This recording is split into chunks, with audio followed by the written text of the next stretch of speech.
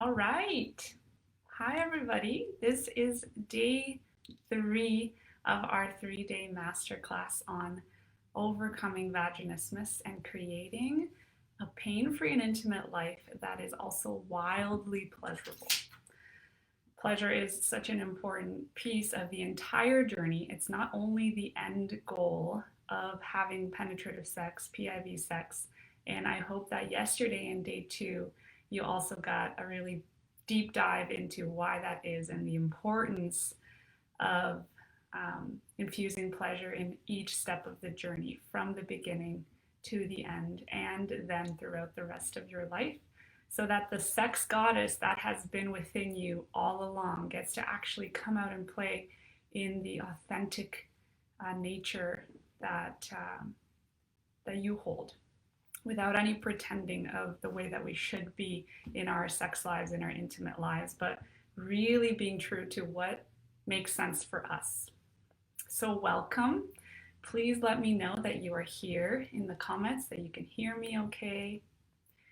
And again, congratulations. I've congratulated you every single day being here, whether you are here live or you're watching the replay.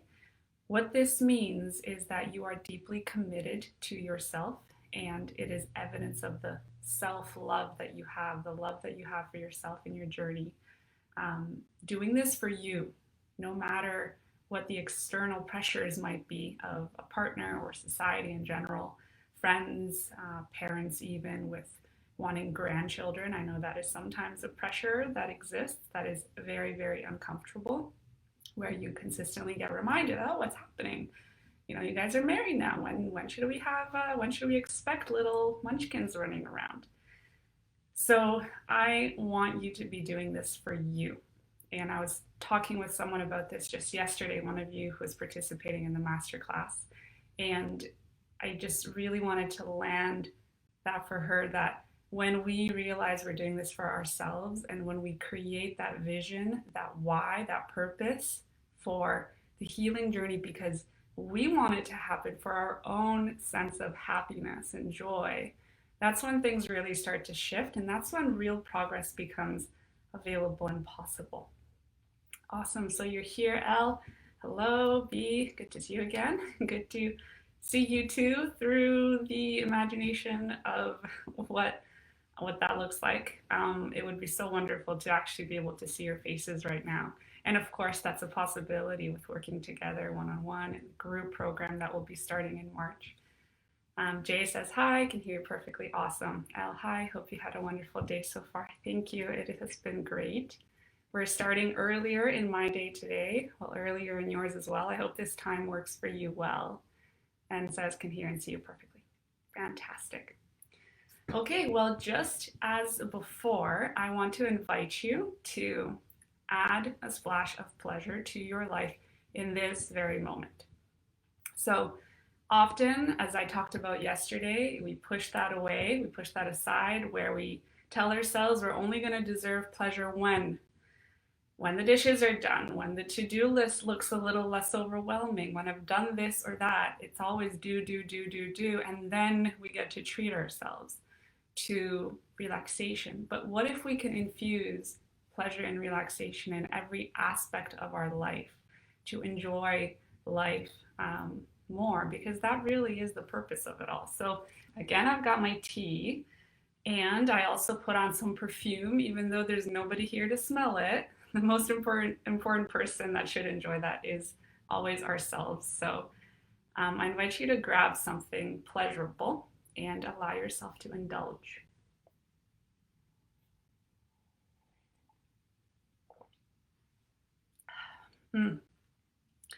Sensual drinking, sensual eating is a really fantastic practice as well, where we slow down in our day and we really allow ourselves to be present to the information coming into our senses. So with the tea, the taste, the sense of warmth of the steam coming up to my face as I drink it, the texture of the cup, even all of these things are things. They're simply information coming into our system that we can either allow ourselves to be present to and enjoy, or we can disconnect from. And very often in my own life, this has absolutely been true, and it's still a journey for me, a lifelong journey, I imagine. And let me know if you can relate, whether you have found yourselves pushing pleasure to the side where it is not as big of a priority, where you're rushing through food perhaps, as opposed to indulging in it, taking your time with each bite, feeling the texture of whatever you're eating, or not taking as much time to fill your life with beauty. Yesterday, we talked about these different aspects of how we enjoy sex and intimate touch, but this also applies to life as a whole. And today, as we dive into the physical aspects of healing, we're also going to be infusing a lot of that idea of the context of pleasure and relaxation in our daily life, as opposed to just in intimacy and in a dilating practice, for example. So Elle says, hi, hello, finally catching you live. Yay, I'm so glad you're here, Elle. Live, it's such a fantastic conversation when we're talking through comments just like this. I love it. PE morning, that mug looks like a pleasure to hold. Yeah, it is. It's my tea bowl. And it's got beautiful textures. The warmth comes through really nice. And I love that you're noticing this, because really becoming present to all of those senses available to us goes a long way in the vaginismus journey. C says, hi there. I can only attend the first hour today, but we'll catch up the rest later. Perfect. C, I'm glad you're here. So I would love to hear from you whether you can relate to making pleasure a low priority in your life. And also, what are the kinds of insights that you gathered from yesterday? Yesterday, we talked about all of what has to do with finding our authentic sexual self, embracing that part of us, that unique piece that we may not have let play as openly in life, with the kinds of preferences, desires that we have in sex, but also just in the enjoyment of life, and celebrating her. So it's finding, embracing, coming to a place of acceptance, embracing, and then celebrating. And this last piece is where the magic really happens, but it's not possible until we find and embrace our authentic sexual self. So let me know if you were here yesterday, some insight that you got out of the day that you'd like to share. And remember, every single thing that we're sharing on here is going to be really beneficial for not only the people here that are live, but for everybody who's going to get to watch the recording. And when I refer to your comments as of the first 2 days, I'll only be using your first initial of your first name, so as to keep you anonymous if that feels safe to you. And really, safety is our number one priority. So B says, safety and surrender is what I mostly took away from yesterday's session. Beautiful. I love that. Yeah, we talked about the survival strategy that so many of us have adopted naturally as children, with feeling safe while we're in control of our circumstances.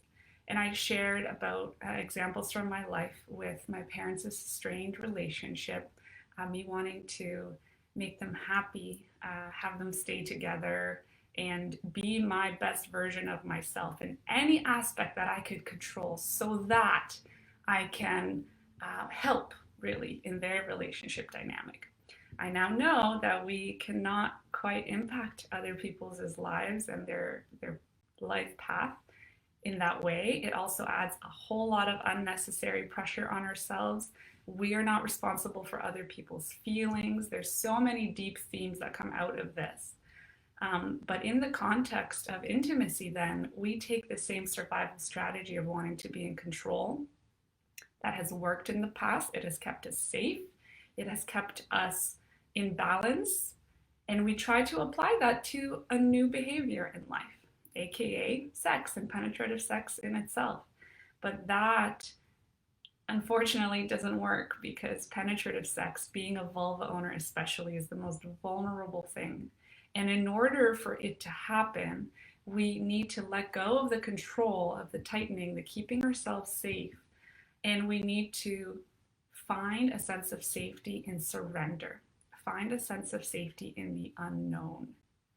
And in my opinion, surrender as a life lesson is likely, if there was a hierarchy, which there isn't, and I would say it's one of the highest forms of spiritual development, of personal growth, is finding safety in the unknown, safety and surrender, and even more than that, pleasure and awe in the unknown. When we apply this beautiful life lesson that is available to us in the healing journey of vaginismus, we take that and we apply it to other parts of our lives. I have found that my life has just become more full of opportunities for joy, for smiles, for just going for it. Even though it may seem like I'm not in control, there's so much magic available when we can find safety and surrender. So thank you for sharing that. Elle says, haven't quite got to the end of yesterday's session yet, was watching just before this live, but was really interested to hear about the link between perfectionism / the need to have control and vaginismus. That really resonated with me. Yeah, Elle, great point. Perfectionism ties so much into this theme of being in control in some ways, because again, we, in a sense, tell ourselves that we're going to be good enough. We're not going to be happy unless X, Y, and Z is true. And we feel like we're in control of making X, Y, and Z true. And we push ourselves to the limits in order to make that happen so that we could be good enough. And these patterns of self-worth, always, trying to work up to this sense of self-worth, were of course born at young years in our life as a result of familial dynamics. And unfortunately, we have linked a sense of self-worth to something outside of ourselves. And in the case of perfectionism, it is often that link to self-worth to a particular activity and an accomplishment that we are required to have under our belts, right? Something to achieve so that we can say, okay, because I did this, I am good enough. Because I did this, I'm worthy of love. And if I didn't do it well enough, that means I just didn't get there. And I need to try harder. I need to push through this. It's gonna be hard and I need to push through pain. And that's how we get stuck in this cycle of pain, not only in our pelvic floor with vaginismus, but overall in life. And we're too hard on ourselves. Wouldn't you agree? We are often so hard on ourselves. And this perfectionism piece ties into then becoming high performers in life. Let me know if you can relate, that you can associate yourself with the term of, high performer, go-getter, perhaps even if you resonate with the term woman. That's true for me. So I would consider myself in some ways, parts of me are alpha woman, the go-getter. And that has been a pattern that I have tried to really understand on a deep level and love and accept in itself for all the beauty that it has brought, but also to be able to look at the opposite parts of me that are equally valuable, the ones that love to indulge, love to rest, love to just let loose. And it's that wild woman part of us that needs to be given permission to come out and play. That's the part that we want to see in our intimate lives. And not only after we've been able to have penetrative sex, but the entire time leading up to that. That's why we started with day one, the emotional healing journey, cleaning the slate of the past before we ever tried to rebuild anything new on this slate. Cleaning the slate of the past, the emotions, the cycle of completion of those emotions that we talked about. And that's why then we moved on to day two of finding our authentic and celebrating our authentic sexual selves, because this needs to happen before we ever move into the physical aspects of the healing journey with practices like dilating, for example. We're starting to build that confidence, that sexual energy, that desire, that excitement and thirst for life, for sexual pleasure, before we expect our pelvic floor to intake an object. I mean, that has been traumatic over and over and over again. So we need to clean the trauma before we start to retrain the body to a new way of behaving. Let me know if that resonates. I love that comment. Thank you, Elle. C says, I knew nothing about the love for erotic languages and that you need to know what your partner is to connect fully. Yeah, beautiful. And I trust that these things, these new structures, these new insights, frameworks, whatever you'd like to call them, that they actually come to us in life at the perfect time. And then in my own growth journey, I've started to develop the belief of divine timing in life, that everything is happening at a time in which there is purpose. And so the fact that you came across that in our conversation yesterday, I believe is the perfect timing for you. And yeah, absolutely. Creating the understanding and the awareness of the love languages and erotic languages is what you already have. You've started to dip your toes into that entire world. And now it becomes about the experiential piece of this. Because the mind can understand, but in the journey of overcoming vaginismus, we really need to move into a deep presence, not in the mind only, but in the body. And I talk about the heart space as well, but in the somatic experiencing of our physical body. So applying the erotic language insights to the body and really seeing how the nervous system reacts, really seeing the turn on and the physical relaxation that becomes available when you allow yourself to play in your authentic eroticism. That is super, super fun. And one of you yesterday wrote me a message to say, I think she said, so empowered. And it felt like an awakening having this conversation, that there's this excitement born in what overcoming vaginismus really is all about, outside of the typical things we hear about, like stretching ourselves out with dilators. So thank you for sharing. He says, in my case, it's more feeling like a failure because I can't be a go-getter, not enough oomph in me, but deep down, a part of me wishes I was. Thank you so much for sharing, P. Yeah, I think that the sense of failure in itself, at its root, comes from not accepting the beauty that is you in parts of you that are authentic. And so the high performer go-getter pattern gets developed because we are trying to come to a place of feeling like we are worthy. That's just one path. That's one path that gets developed, in which we're seeking answers. We're looking to find ourselves and be good enough for ourselves and for somebody else. And I want you to know that different paths are, again, they don't have a hierarchy. There's no better or worse. And so you may have engaged in a path in which you were trying to come to a place of self-worth, self-love that didn't quite look like the go-getter. And on top of that, you're being hard on yourself for not being the go-getter, which is a double whammy in that sense. A part of you wishes you were, and I'm absolutely sure that a part of you is an amazing high performer in the parts of life that you likely aren't seeing for the truth of that. If I got to talk to a beautiful friend of yours, a family member, I am absolutely sure that there are so many amazing things that they can share about how you are a high performer, an amazing friend, a fantastic daughter, even if it didn't have to do with the kinds of things you might be thinking about, like maybe a career or whatever else. So thank you for sharing that. And what's next? We basically recapped all of yesterday.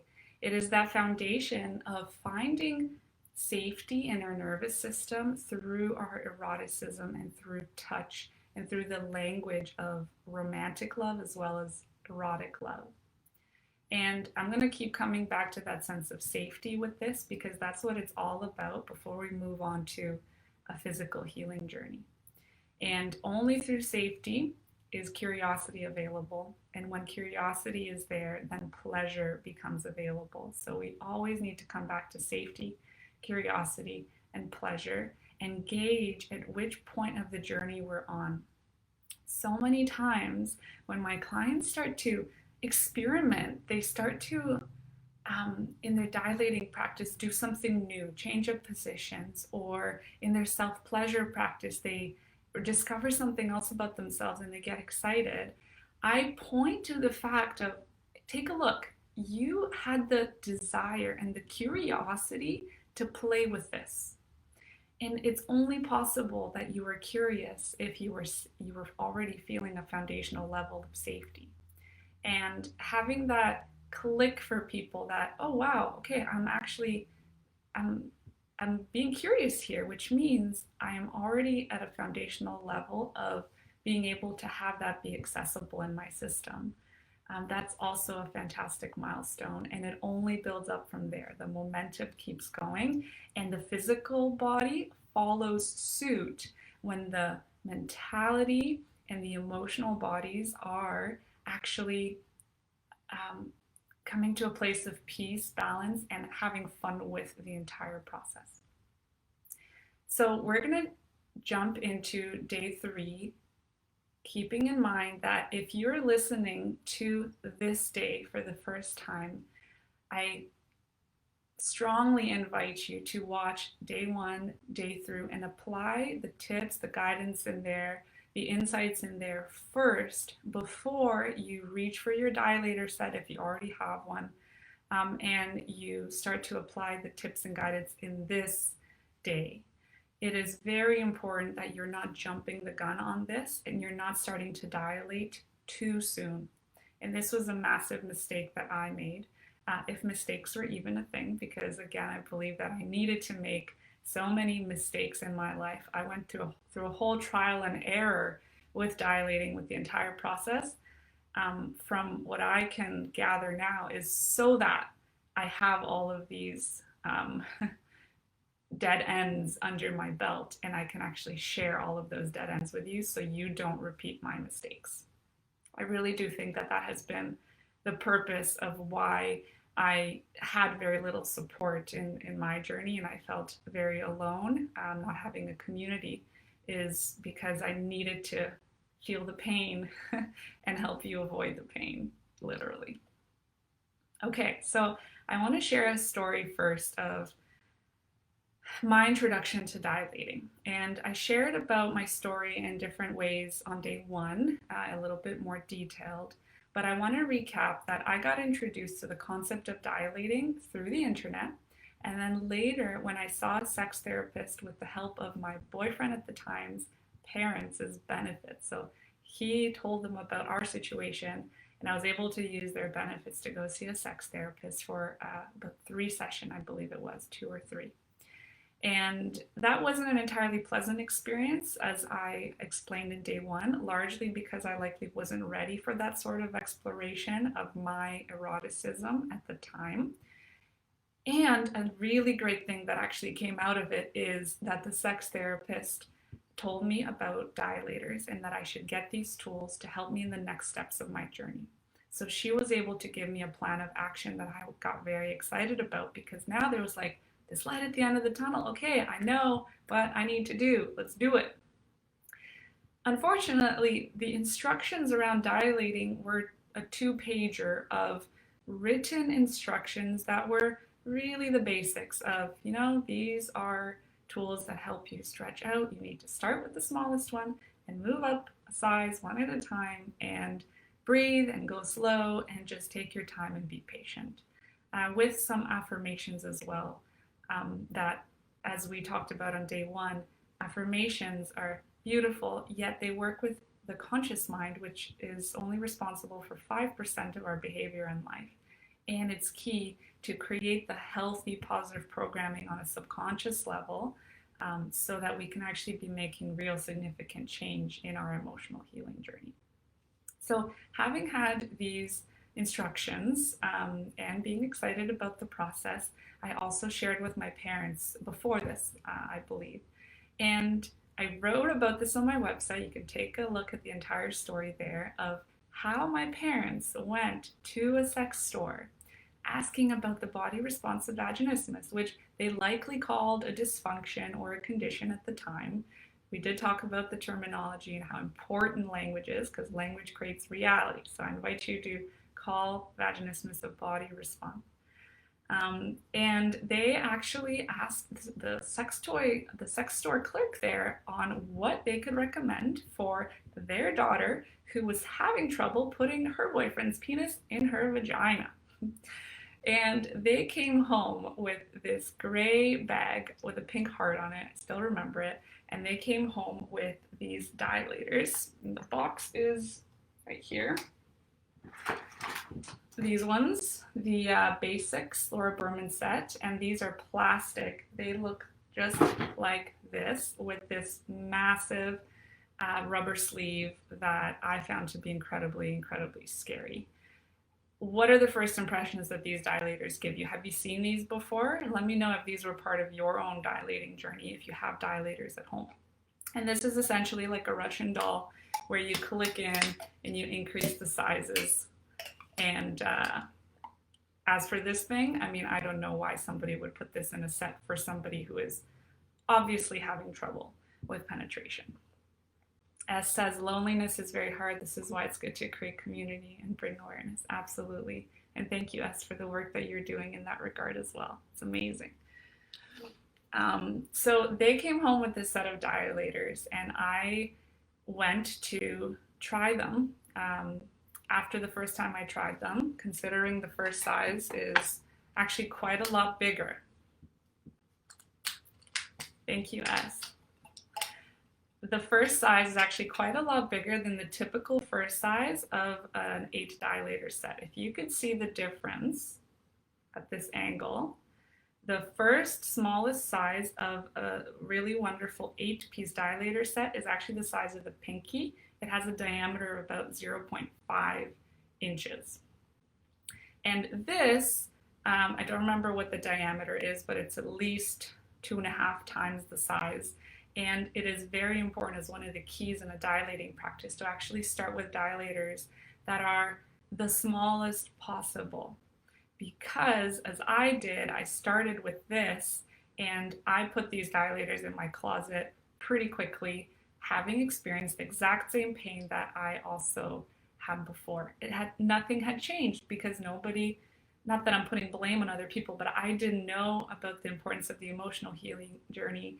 I didn't come to a place of celebration, of pleasure, of my own eroticism, of my authentic sexual self. I didn't do any of the pelvic floor relaxation exercises because I didn't know about them. And so I just continued the very same thing that didn't work before. And I needed a new key to open a new lock. I couldn't do the same thing over and over again. That is how we strengthen the cycle of pain.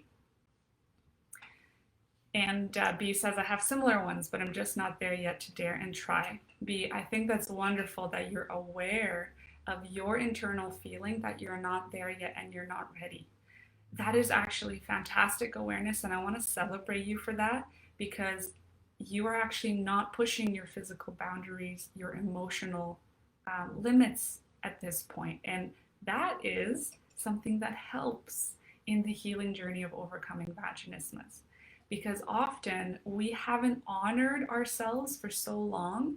We need to first start to learn how to honor our inner desires, our level of readiness, before we go ahead and do those things. And only when we start to honor this, as we're going to talk about in the dilating guidance specifically as well, only when we start to honor ourselves in that way, the physical body, it actually starts to realize, oh, she's honoring me. Oh, I'm safe. And when this repeats for some time and the physical body starts to feel at ease with what's going on, that you're not pushing against her, you're not forcing anything into your vagina herself starts to cooperate and the physical relaxation comes much more easily. So B, the fact that you haven't started, it's okay. I love that you're being true to that and you're taking your time and all of the initial steps that need to happen before we get to dilating. Elle says, those look very uncomfortable and that clear thing looks scary. Absolutely agreed. S, to avoid girls to feel so alone as I felt in the past during my journey to overcome vaginismus. Yeah, and you also had similar ones. So that was my sex therapy experience that led to me trying dilating and led to my dilator sitting in the closet for a very long time. And at multiple occasions, because I kept coming back to them, I kept trying to push through. I kept trying to have penetrative sex with my boyfriend as well. Later, with that particular man, but also the next long-term relationship, I remember at that point having him be inside me partially and it being so excruciatingly painful, but me wanting to satisfy him as we naturally try to do, right? We make ourselves a lower priority. We really love that person we're with. We want to make them happy. And I remember just pulling him close to my body as he was partially inside me and doing that so that he couldn't see the tears streaming down my eyes, so that he couldn't see the pain that I was experiencing, and so he could hopefully enjoy that moment. And he couldn't see the pain, so that he didn't feel like he was hurting me. And tell me in the comments if you could relate. B, you're very welcome. And I share this because I want to show you the layers of pain that created the cycle of pain. It started with tampons for me. I hadn't tried to insert anything in a self-pleasure practice that was doused in shame already. I hadn't tried to insert anything in my body. As I talked to with one of you just yesterday, I didn't even have the idea that something belongs inside my vagina. It was just kind of out of the norm. It felt odd and it didn't feel right, so I didn't do it. So the tampon was first, and then penetrative sex with a boyfriend. Then the pap smear exam, which I also talked about, where my butt was lifting off the table, my legs were starting to clench, and for some of us, the legs actually fully close in the attempt to protect ourselves. And after that, the final penetrative experience that I wanted to tell you about that I haven't shared about yet is a transvaginal ultrasound that I had. Because my doctor gave the great idea, in a way, right, to try to see if there's any anatomical reasons why I might be experiencing this pain. And so he suggested, even though a pap smear was incredibly painful, it didn't really happen even, he suggested that I go to a transvaginal ultrasound. And I told myself, okay, I'm gonna do this because I just want the peace of knowing that there's nothing anatomically different about my body that could explain this body response. And so I went for it. And I remember, that was a traumatic event. So I was in the room with a lady who was facilitating this transvaginal ultrasound. The stick that she was using, it wasn't very thick, but it was long. And when it was inside me, I was in so much pain. Tears were streaming down. It took a while for her to put it inside me as well, but I somehow relaxed enough to be able to do that at that point in my journey. And at the end of the transvaginal ultrasound, I had put my clothes on and I met her again before leaving. And she said, "Oh, I'm so sorry, honey, but please know that it will get better after you have kids." And I heard that comment and I thought to myself, like, there was sadness there, there's definitely anger there. I didn't really express that, but I was thinking, what the heck do you mean after I have kids? First of all, I am not in a position, I think I was single at that time, didn't have a boyfriend, getting married, which is a thing that I would like to do before I have kids, then having kids, and only when I push a baby out is this going to be okay? No way. In a way, that comment was incredibly traumatic for me, and it angered me, and it made me feel more hopeless, and it made me feel more alone. It made it feel like it will never happen for me to be able to have pleasurable penetrative sex. But at the same time, it inspired me. It gave me a sense of drive that I'm going to prove this lady wrong. One of my main motivating factors in my personal life in having overcome vaginismus was the ability and is the ability to be a mother one day. Let me know if that is something that you would like. And if that is not something that you would like in your life, that's also a beautiful path. It's perfect for you in every way. But that comment really acted as a driving factor for me to find answers and to do this and to prove her wrong. So Jay says, I've put my pleasure aside for partners a lot. It really didn't help, but I so desperately wanted to please. Yeah, absolutely. In our program, one-on-one work, a group work, and particularly the online course, Rekindling Intimate Connection that I have, we talk about this, and there's practices in there specifically on getting to a place where your pleasure is a priority from a place of respect and understanding and connection with a partner that is very deep, and it doesn't make them feel like you're not making them a priority. So I invite you to take a look at that. Elle says, oh my, right in the feels. I totally relate and can literally feel that pain right now just thinking of it. Yeah, I'm sorry if this was traumatic, bringing back memories to any of you. I thought it was worthwhile sharing. Elle says, honestly, oh no, she didn't. Yeah, she did. I'm so sorry that you had to go through this. Thank you so much. See, I'm sorry you experienced that. Ella, you're going to be a fantastic mother. Thank you. And that is the message I want to send to all of you. I know some of you are on the IVF journey. Others are on the journey to being pregnant. And that is a huge motivating factor for you. And I want you to know that it's going to happen. It is possible for you. And that is the most beautiful gift waiting for you at the end of this process of being a mother. And some of you may already be a mother, which is fantastic, having those munchkins in your life already, which in many ways can make the journey of overcoming vaginismus harder at this point because you are dealing with the physical injury of giving birth. That's often relevant. In fact, I'm sure all the time relevant. And taking care of the kids. So if that is you, my heart goes out to you. And still, it's possible for you. And I really, really do believe that. You're welcome. And I would love to have kids. And I'm always scared that I wouldn't overcome vaginismus before it's too late. Yeah, I had that fear also. I really did. And I feel you. As I'm sure it will happen for you too. Yeah.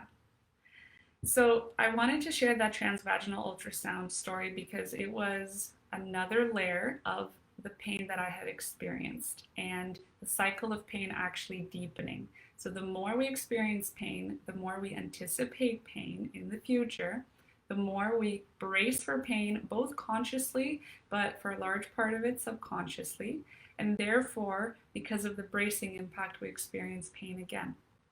And when thinking about what I had tried to do to dilate, to insert something in myself after those layers of experiences, without cleaning the emotional slate, without recreating an experience of pleasure in my body where at least my pelvic floor could be associated with some pleasure, even though pain was present, I was literally just repeating the pattern. And that is what I encourage you not to do.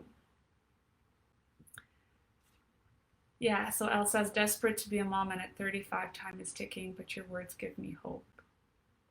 Glad to hear that. It is going to be, when you get pregnant, I trust it's going to be the perfect time. And being a mother past 35 is no way worse than being a mother at whatever other age. And your kids are absolutely going to love you for the resilience and the strength that you've shown in the journey of having them in the first place. That will be something that you get to share with them, and they'll one day understand, hopefully not from personal experience, but it'll be a really beautiful way to bond even more deeply with them. C says, me too, time is really ticking for me at 43. Yeah, the same message for you, C.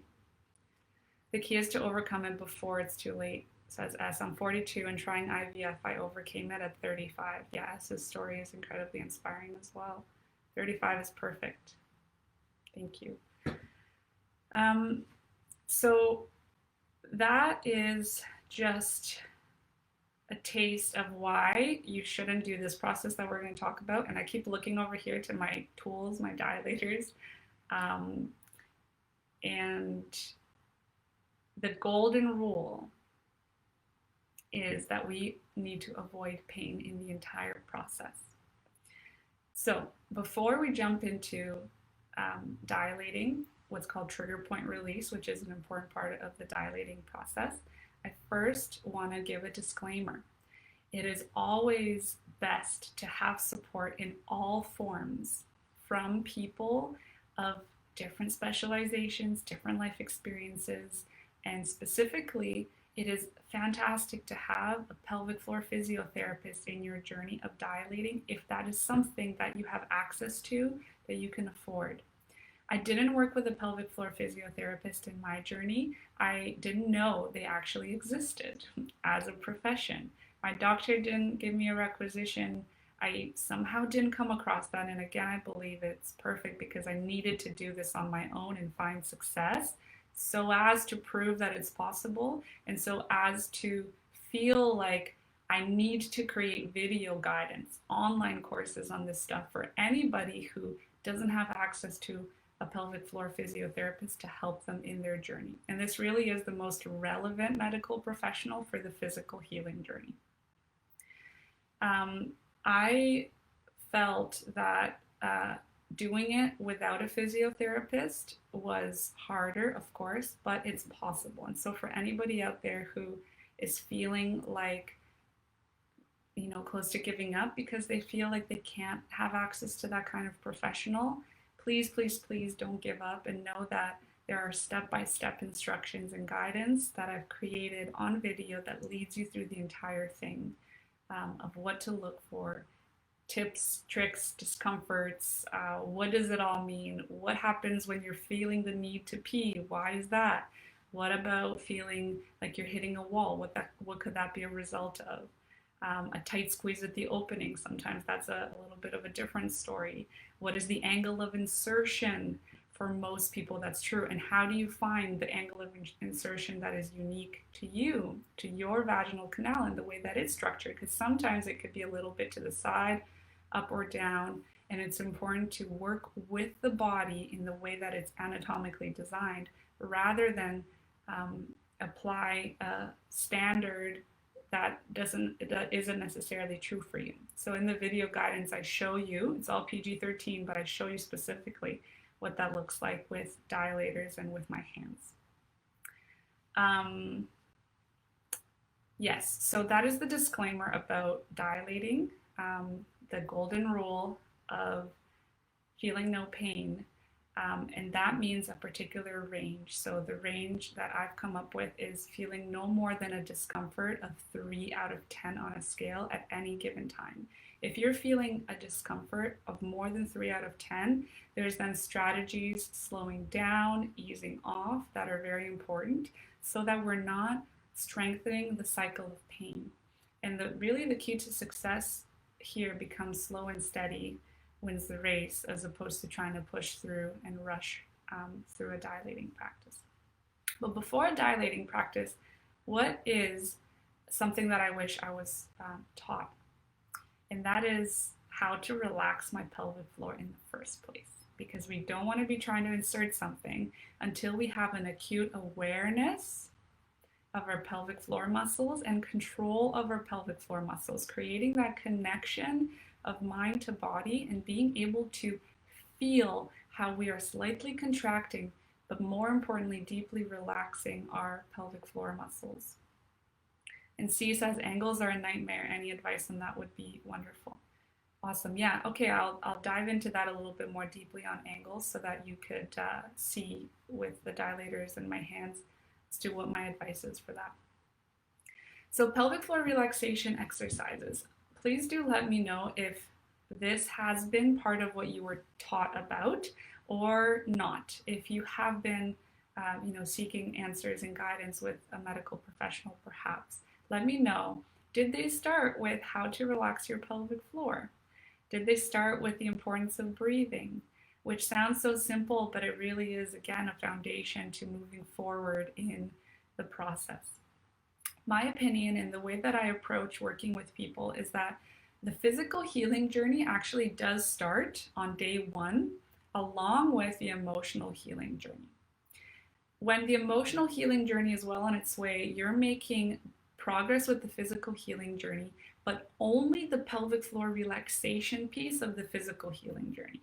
So emotionally, you're working through things and you're learning how to relax your pelvic floor at the same time. After that, we jump into an exploration of finding safety in the nervous system, finding your authentic sexual self. And it is as you continue your pelvic floor relaxation exercises.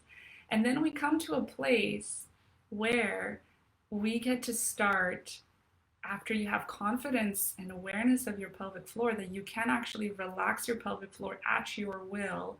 That is when we start with a dilating process, not earlier. So the physical healing journey starts with the emotional healing journey, but dilating comes into the picture basically as the last step, because it is a tool that helps us visually see that we have made progress all along. It is not necessarily the be-all and end-all, the thing that helps us make progress. And B says, yes, luckily I was taught about that. Beautiful. I'm so glad to hear that. So a little story about breathing, and let me know if you could relate. I was personally taught by my dad at about the age of maybe 7 or 8, that was before we had moved to Canada, about how to breathe in a way that looks good. So what does that mean? He told us about the dynamics of what it means to be a man in the world, what it means to be a woman in the world, of course, from his own perspective and his own very good intention. That's very key. There's no resentment being held here towards that, although that was part of the emotional healing journey for me that I needed to go through. And so he had my sister and I kind of listen to his advice on how to breathe. And he said it's important not to have our belly come out and be big as we breathe, because that is not attractive and it is not part of what we want to do if we are going to be slim in the future. And from his perspective, that is the way to be in the world. That is beautiful. Again, one perspective out of many, and I don't believe it's true, because every body is beautiful exactly in the way that it is. And so he taught us about breathing, where, keep in mind, naturally as kids, we breathe into our belly. We use our diaphragm as it contracts, it relaxes. We breathe into our belly and it goes big on the inhale. And then as we exhale, it comes back and it comes closer to our back, our rib cage. So as kids, we know how to do this naturally. But it was at about that age that I was taught that I shouldn't do it that way, and I should breathe in while my belly goes in, and I should breathe out and keep my belly in at the same time. So instead of allowing it to expand, I should just keep it in the whole time. And we also did, sit-ups a lot. We were very active. It was this sort of programming about being fit, but unfortunately teaching us to breathe in the most unnatural way, which has a very, very, very direct impact on the pelvic floor. And I'm just going to see this translation here. So, were you there at a pelvic floor physio? If so, do you know if the statutory health insurance company will take care of it? So I could have used benefits, my parents' benefits at the time, to see a pelvic floor physiotherapist, and this was in Canada. And I know that you're in Germany. And so B says, no, that was paid privately. Okay, so you guys are having a bit of a conversation about the experience in Germany. Beautiful. Okay, and L says, OMG, my father told me the same because I was very chubby, and he said that's how I would get slimmer. I'm so sorry that was your experience. And yeah, that absolutely has had an impact on how your pelvic floor has learned to behave, because our core muscles are connected to our pelvic floor muscles, which are connected to our legs. And in fact, especially in my training with the tension and trauma releasing exercises, I learned this to a much deeper level, that our tongue is connected through the deep front line, so the jaw muscles coming into the neck. Let me know if you often feel tension in the jaw. There's a lot of teeth clenching that we can experience, a lot of teeth grinding at night. That was the case for me. Then tension in the neck. Coming down through the deep front line, the deep chest muscles behind the ribs, all the way through the core, coming in through the psoas and the QL, down into the pelvic floor muscles, all of it, really the whole system, and then coming through the legs. And that entire line from the tongue is connected all the way down to our toes. And in the practice of TRE, the tension and trauma releasing exercises, that tremoring that happens, it starts to move throughout the whole body. I've had experiences of my jaw tingling with the fascia releasing. It's amazing, but it just experientially shows us how connected our body really is. And B says, heard some stories about breathing as well, that girls are taught to not breathe deep in order to not bring our boobies out too much. Oh, yeah, so stupid. Agreed. So another thing we face, I think, is a societal norm in life, often as boob owners, is that we are trying to protect ourselves from being seen in our full expression of our body and what's associated with being a sexual part of our body. Definitely, I could relate to this, where we don't let ourselves have our chest out wide, which creates a lot of tension in the chest. And that is in a way on a subconscious level, because we're trying to make ourselves small, because we're trying to keep ourselves safe.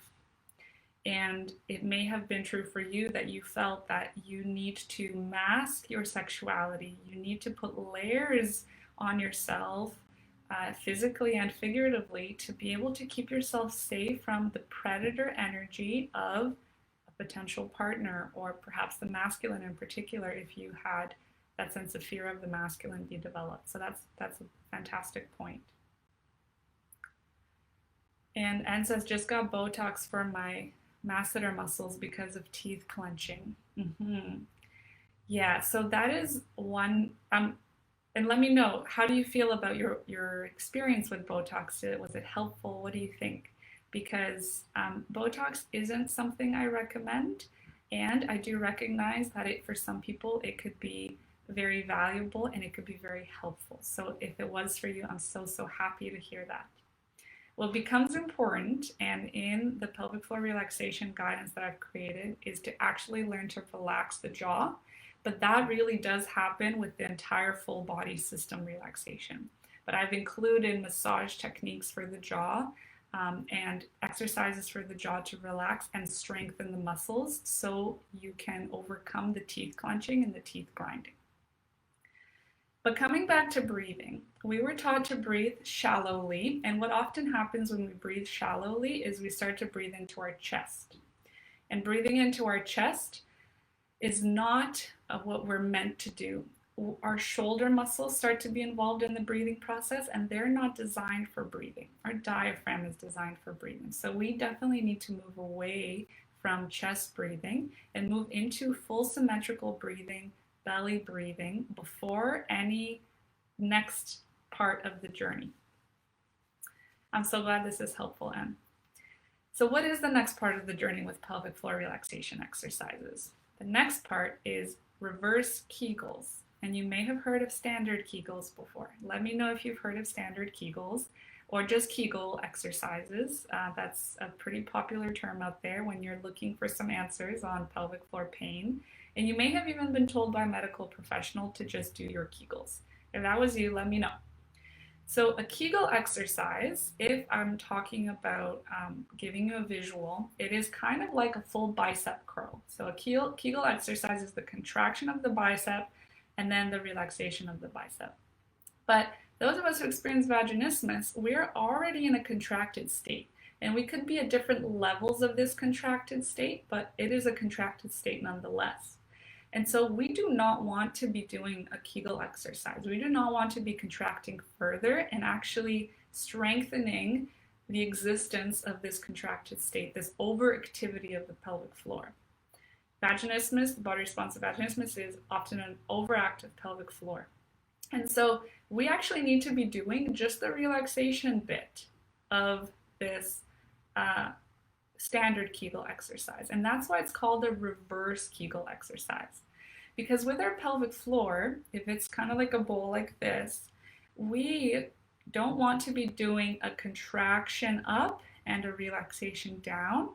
We only need to be doing a slight contraction just so we can notice the difference there of what it feels like to slightly move our pelvic floor up, and then a full relaxation downwards, as though you are picking up a marble with your pelvic floor slightly and relaxing downwards. And in the guidance that I've created, in the video guidance, also the meditations, the guided breathing practices inside of my online courses, and when I work with people, I go into a lot more detail about this with visualizations, with how the breathing and the reverse Kegel movement of the pelvic floor are actually connected, when to contract and relax versus to inhale and exhale. So please do get curious about that and start to see breathing as this foundational piece that is important to get in touch with.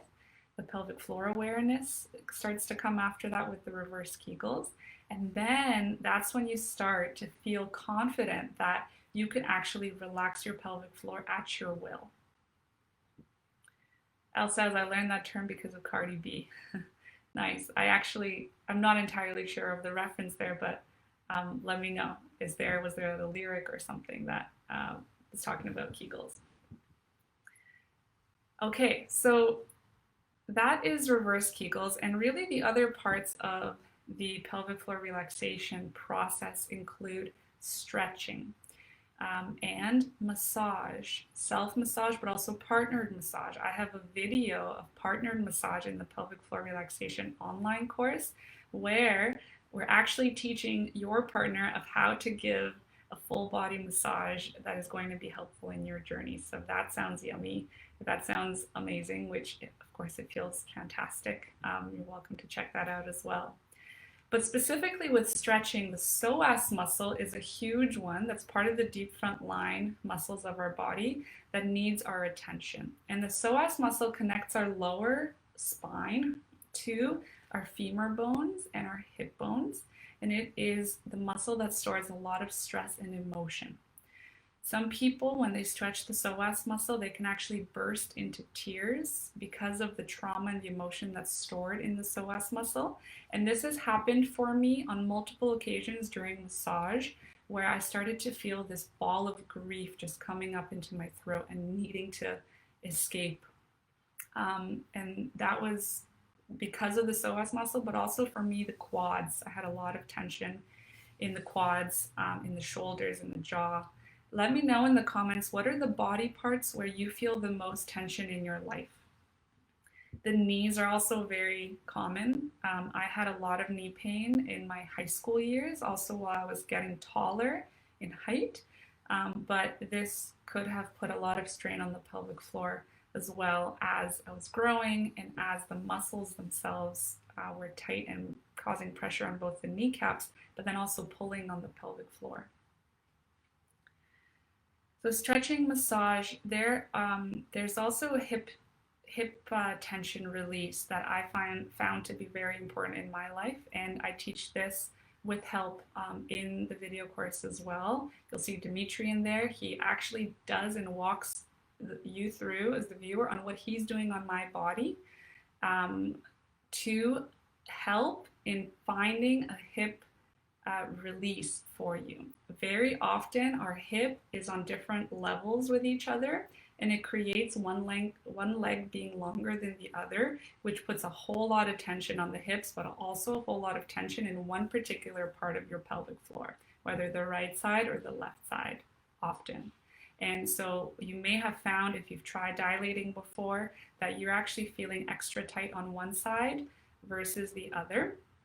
And that is the case as well because we sit cross-legged. And by cross-legged, I mean one leg over the other like this. When we do this, and this was a thing I had done my whole life until I started to get out of this habit we're actually creating more tension in one side of our pelvic floor with this. And it's important to start to become aware of these habits and start to shift them so that they're in line with helping us overcome vaginismus.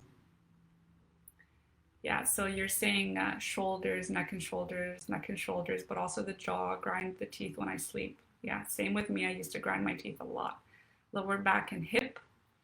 Yeah, the back is a very popular one. Around the groin, upper thighs. Yeah, definitely the quads, the adductors, really the inner thighs as a whole. And specifically the inner thighs, I found are very tight for me. And in the stretching exercises that I filmed for you, I also include a foam rolling practice because foam rolling could be super, super helpful with releasing some of that tightness. And very importantly, not building up the tightness again because we want to release it, but we also don't want to build it up going forward. I learned that jaw pressing affects the pelvic as well. I have the same. It really does.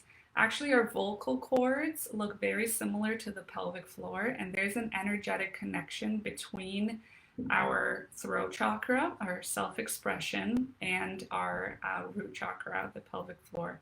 It's a beautiful connection between feeling disconnected, feeling closed up in the pelvic floor, as well as feeling closed up in your expression in life, in your authenticity, and being able to speak your truth.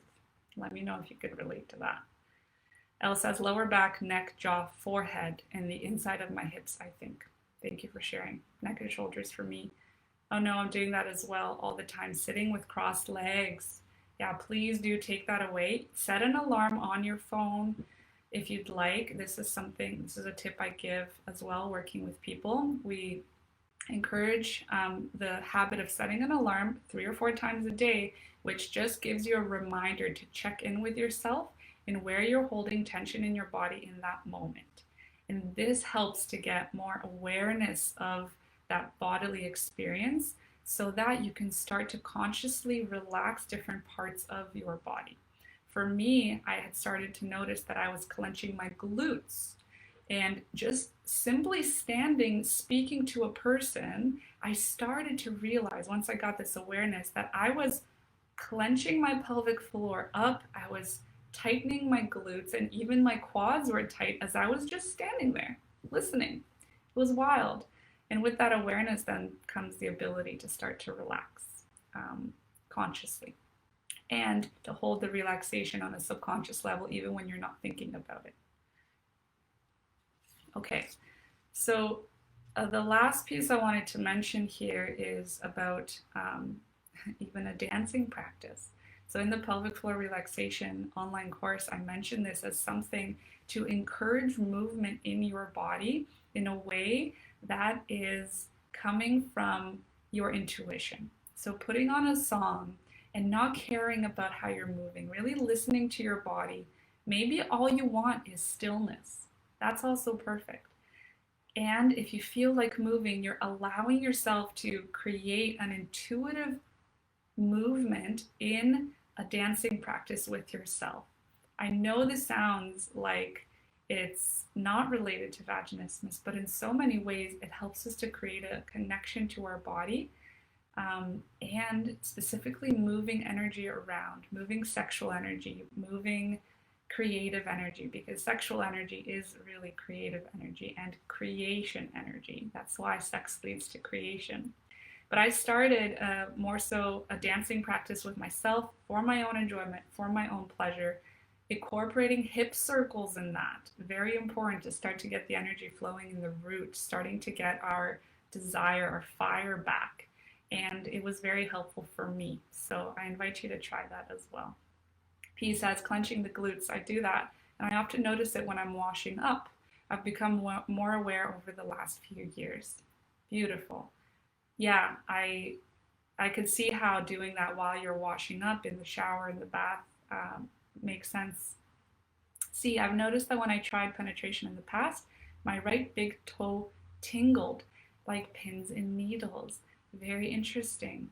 So this comes back to the connection of our body from toe to tongue.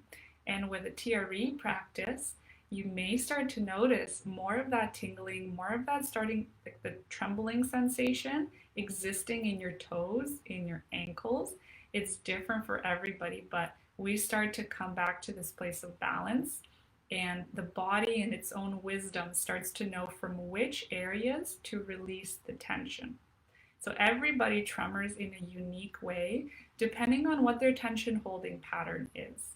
For me, I started to tremor very seriously, and almost it was a big frequency, let's just say that, of tremoring, where my core muscles were just contracting and relaxing and contracting and relaxing. And at the end of a practice like that, you realize how much unwinding you've done in your physical body. That is the beauty of Thierry, because we're really releasing the tension from the inside out, as opposed to trying to manipulate that release of tension from the outside in through massage, for example. And Elle says dancing is fantastic medicine. Yeah, it absolutely is. From yesterday's conversation, I've actually created playlists of music on Spotify specifically for each of the erotic languages that may be something you want to check out. So I can put a link to that in the home play activities for day 3. So now that we've talked about pelvic floor relaxation, just want to stress how important it is to spend a significant amount of time on this before reaching for the dilators and starting the dilating journey. Let's talk about dilating now. So first, the preparation of dilating, even outside of pelvic floor relaxation exercises. So what you don't want to do is something that I did when I started dilating, and that is taking the handle, laying in bed, pretty much, without any setup of that atmosphere at all. I didn't really think about creating a sense of safety. I didn't know about the breathing, and I simply took it and I started to massage a little bit, but then I started to try already. Okay, is it gonna go in? And with that expectation, that anticipation of it's probably gonna hurt, and I'm not even trusting it's gonna go in because I don't know how to relax my pelvic floor in order to allow it to go in. So I want to talk about sort of different stages of the preparation and certain tips, like angle of insertion, for example, we can go in a little bit more depth. So first, silicone dilators are my absolute highest recommendation compared to plastic. So I want to show you some tools so you get a sense of what the different dilator set options are out there. And I've actually reviewed all of these on my blog at katrinwithlove.com/pleasure-diary. And I can include a link of specific reviews as well. This set right here is the Intimate Rose set, and it is a highest recommendation. If I were to do my vaginismus journey over again, which I'm hoping I will never do, then I would actually use this set. And this is Intimate Rose set. Their logo looks kind of like this. And I love this set very much because of the texture of this set. Let me know if you're using Intimate Rose, whether you actually have dilators first. Do you have dilators, or do you not need to, but are you planning on perhaps adding dilator tools to your toolbox? And as a note here, there are people who have overcome vaginismus without using dilators. Those people didn't use dilators because the emotional healing journey and the somatic experiencing process of coming back to a place of peace, celebration, safety in their body, pleasure, and sex in general as concepts, those were the things that allowed them to have enough pelvic floor relaxation and control of the muscles in order to try penetrative sex right away and for it to work. So that is possible. Not everybody needs to dilate. Most people do find that these tools are helpful for 3 reasons. There is the stretching effect, which is the most commonly talked about, but it is one of the more minimal ones. There's the neural effect, where you're starting to associate penetration with a neutral sensation, as opposed to pain, and later starting to associate it with pleasure as opposed to a neutral sensation. And there's also a functional effect of dilating, which just means that dilating helps us see a visual of when we are ready for penetrative sex with a penis or a sex toy or a finger. It just helps us actually see the stages of progress. So these are the intimate rose set. One little tip, when you get your dilators, and I'm just going to read. I have them, but just plastic ones. Yeah, Elle, I invite you to get silicone ones. The comfort level, as I write about in my blog, in my review, is very important, and your world is going to change knowing the difference between these. C, yes, I have awful hard plastic ones. I need to get silicone ones. B, also have hard plastic ones. S, I have no dilators yet, but definitely on my list. Wonderful. And for anybody looking for a dilator set recommendation, message me and or simply go to that link. There's also discount codes for you in there and an exploration of why each set is different and what it might be good for if you're looking for anything in particular. I'm just gonna have some tea.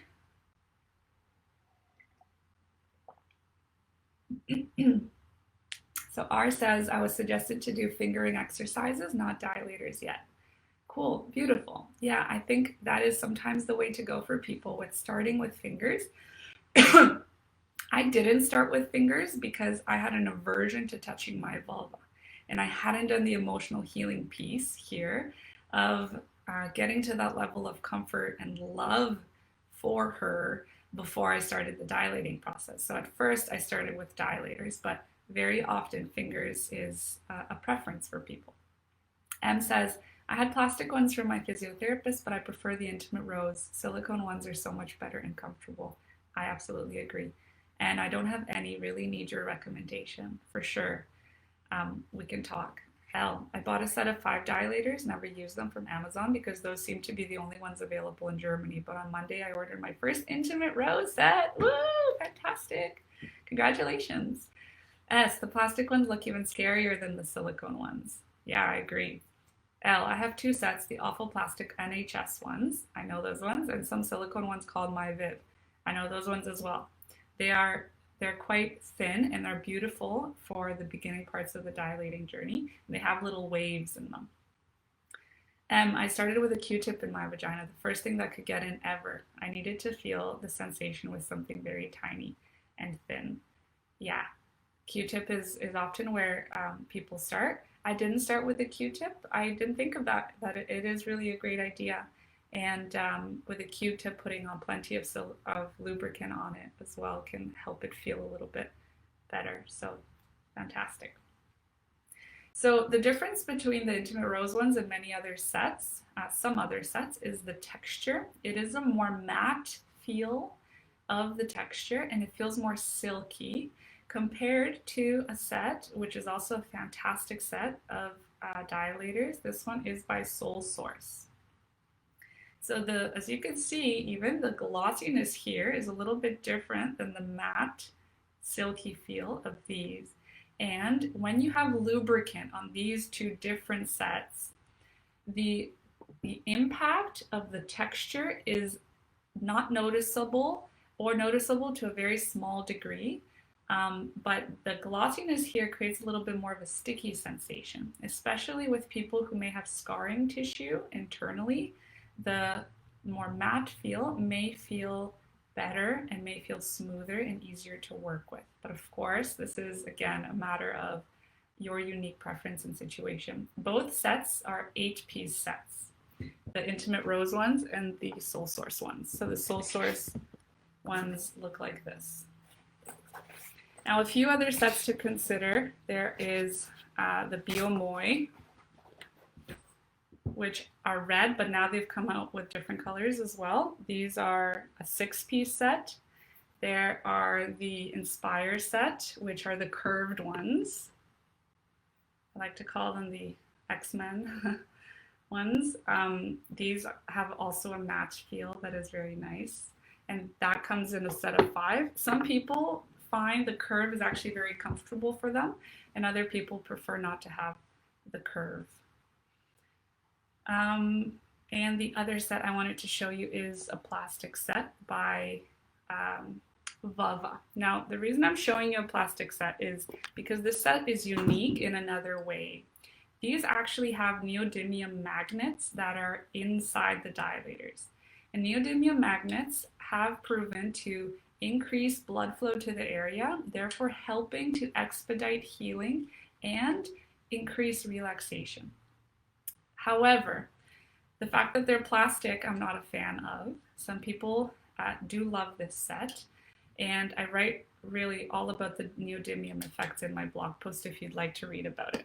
It's also possible to buy a separate neodymium magnet, as I talk about in my dilating online course, to bring that positive effect of the blood flow and the healing and the relaxation without needing to have the magnet be inside the dilator in particular.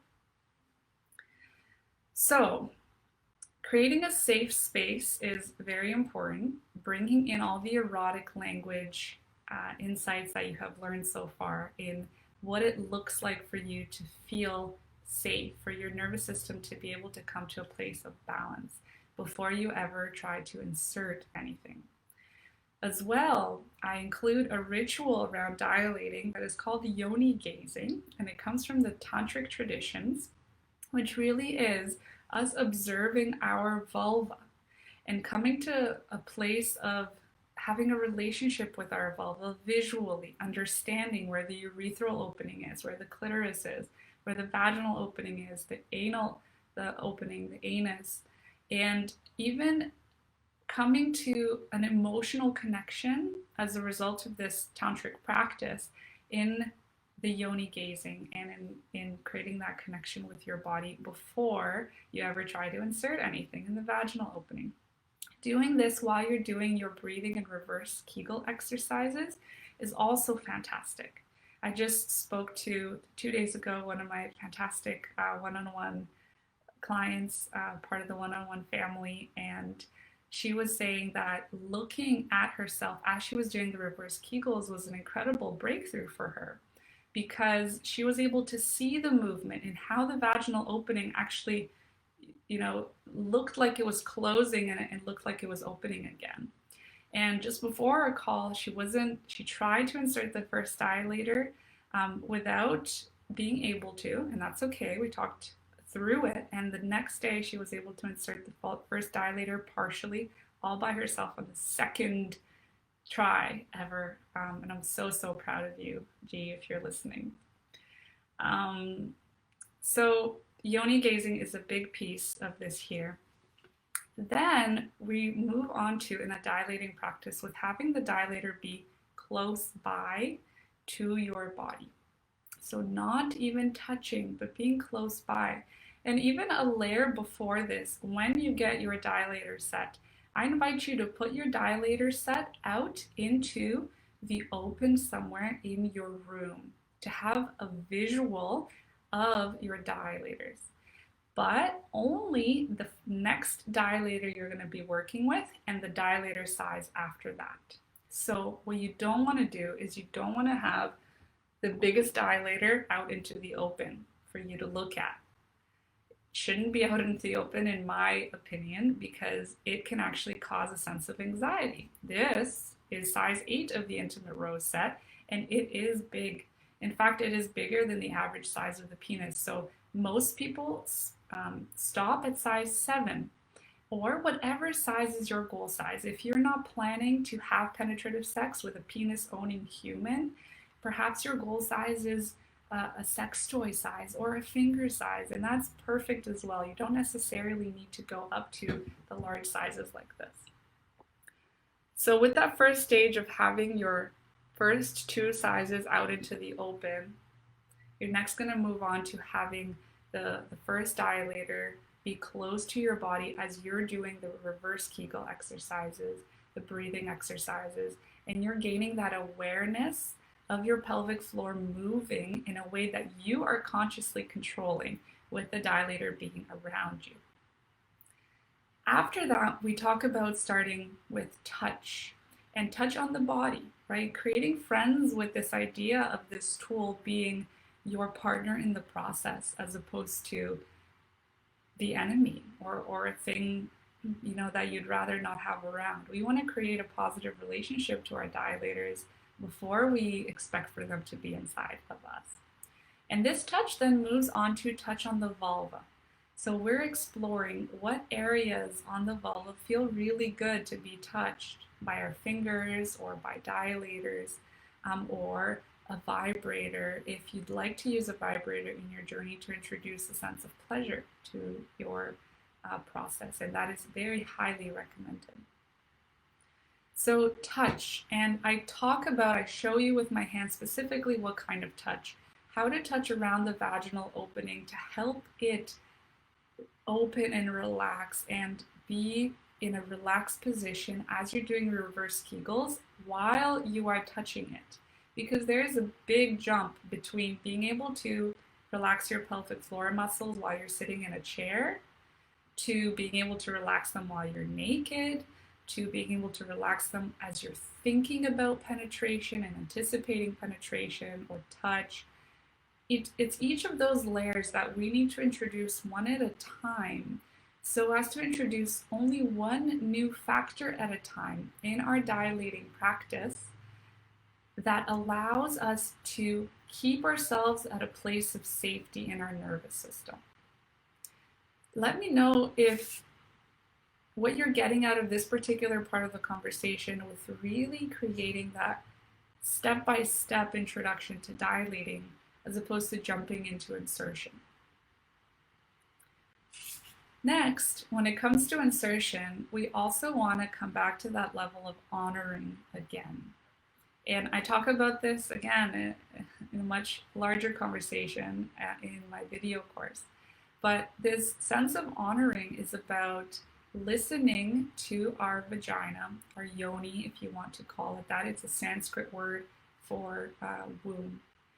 And listening to what she has to say. We want to create a connection in which when we ask ourselves the question, are you ready for penetration today? We can find that answer with certainty, whether it's a yes or a no. And it's very likely that for the first while of dilating, that is going to be a no, because our body doesn't feel safe just yet. Can you relate to that? Have you ever felt that your body was a no, whether it was in dilating or whether it was with a partner? At a pap smear test, perhaps, your body was a no, but you maybe felt, maybe you didn't have an option, by the way, to advocate for yourself and say no. Maybe it was a situation of assault. Maybe you did have an option to say no, but there were so many parts of you that wanted to say yes. Because you wanted to say yes for yourself. You wanted to try it. You were excited about having penetration. Or maybe you said yes because of the combination of both your own pleasure and your partner's pleasure. Of course, you wanted to make your partner happy as well. So Elle says, this is so valuable. I had no idea at all how to start and was so frightened to do it wrong. Your tips are extremely helpful. I'm so glad you think so and you're finding this valuable. Yeah, it's so overwhelming at first because we don't know how to go about it. So breaking it down step by step becomes very helpful. As says, true, this connection with our vagina is so important and each day is different. Yeah, absolutely. B can relate as well. It's true. We need to create a conversation with ourselves like never before. And more importantly, have that answer be an answer that we honor, if it is a yes or a no. You may need to honor a no for a week, maybe 2 weeks. And that's okay, because we're building the foundation that will then allow the yes to be a full body yes. We don't want it to be a yes, but. We don't want it to be a, yeah, maybe, but I'm not sure. We want it to be a, you know what? Yeah. Yes, yes, yes, yes, yes, yes. And of course, it may not be as enthusiastic at first, but you're going to start to see this subtle difference between when your body is a no and when your body is a yes. And the magic happens after honoring that no. And when you get a yes, that it's going to be happening with a lot more ease and no anxiety. Maybe some anxiety. Okay, that was probably a lie. There's probably going to be some anxiety. Like we talked about on the first day of the masterclass, there's always a level of a leap of faith that needs to happen. Even at the very end of the process, when you're about to try PIV sex, you're not going to be 100% sure that it's going to work. So there's always going to be a leap of faith. And this is true for the first time insertion as well. But taking your time, just like G did, with looking at her vaginal opening, her vulva in the mirror, honoring her for a couple of days, even if it didn't work, continuously coming back with kindness and compassion, that's when you get a yes, it's going to slide in. It really will. So that is all about how to transition into the first steps of insertion. You want to make this be a ritual that you start to become excited about and look forward to. So taking all of those insights from the erotic languages, creating the space that is very private, so you don't have people in the house, or you at least feel that you're not going to be interrupted. Sometimes having a conversation with your roommates, even if it's a keyword or a code name of sorts, or your partner, we want to know that you can fully relax into that space and the privacy of that time for yourself and your own self-care. I remember for a lot of my journey with dilating, I was still living with my parents. And as well, due to the dynamic of that, it was not always a safe place that felt safe in my nervous system. And that had a big impact on how effective my dilating practice was. Especially if they were home and I wanted to dilate, I absolutely sensed a difference in how my body was reacting and how much physical relaxation was available to me. Can you relate to that with being at home and trying dilating with someone else around, and how it really does feel very different? And says, it feels like my body won't allow it when I had a very stressful day. On other days, it's much easier. Yeah, absolutely. The stress has a massive impact on our pelvic floor and the rest of our body, and just how wound up we are in our nervous system. So we need to learn to find that access to the parasympathetic part of our nervous system to come to a place of calm consistently before we dilate. And sometimes that means that you don't dilate that day. Let's talk about timing of dilating. You may have heard dilate every day. And that could be fantastic. It is not realistic though. It really isn't realistic for us to be dilating every day. And we need to bring that same form of kindness and compassion to how often we do dilate. The days that we don't, for us not to beat ourselves up over that. I remember beating myself up over the fact that I fell off the horse, right? Fell off the wagon is the saying. Of dilating. And when we stop it for a day and we're hard on ourselves about that, it's harder to come back into it again. It's like that gap keeps building because we feel frustrated about ourselves and not being able to keep up, and it becomes harder and harder to start. Yeah, M says, same with me, each day is different for dilation. S, create the ambiance is really important. Quiet and relaxing place, candles, music, it depends on what it makes you feel calm. Yeah, and everybody is unique in that way, and especially with yesterday's conversation, it's key to really find the authenticity of what works for you. Listening to your body. Al says, yes, I really want to do it, but sometimes just doesn't feel safe and comfortable at all, knowing my partner is in the flat too. Yeah, absolutely. S, I couldn't dilate every single day. Totally normal. And S says, same, even when he's not home, I feel like he could come in at any time. Yes, that anticipation that you actually aren't fully in private, that he could come in at any time, that the door is unlocked, that he has a key. All of these factors are factors that we think about and actually deeply impact our experience of a dilating practice. Yes, so true. Candles, humidifier with essential oils. bath, scalp massage, and then dilate. Self-care is so important. Absolutely. So I hope you're seeing how dilating needs to become a self-pleasure ritual, not a medically focused practice to stretch ourselves out. It needs to become coming back to a place where we are making ourselves a priority and we're infusing pleasure in all of it.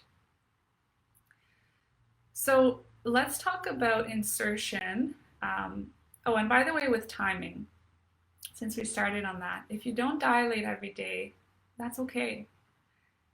Dilating 3 or 4 times a week is beautiful. That is one way that works for people. I think it's a really good ratio of the days you dilate or don't dilate.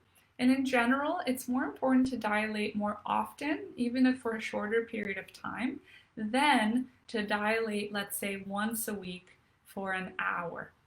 That sense of repetitiveness and consistency with the frequency of your dilating practice, the frequency is more important than the duration of it, okay? As for the duration, though, the way that I include in my guidance is doing 10 minutes of static, holding the dilator inside once you have gotten to a place of being able to insert, and then 5 minutes. At first, you don't have to do this part of the 5 minutes, but when we determine you're ready, 5 minutes of in and out movement. So moving in and out, and even slightly side to side to gently massage with the dilator the inner walls as you're pushing against that inner wall. So you're kind of moving around as though you're moving around the clock. If you're imagining your vaginal opening as a clock with 12 o'clock up here and 6 o'clock down here. This is where the clitoris is at 12 o'clock, and 6 o'clock is down here, closer to the anus. So first 10 minutes of static, and then 5 minutes of in and out with a little bit of also internal massage as you move around the clock.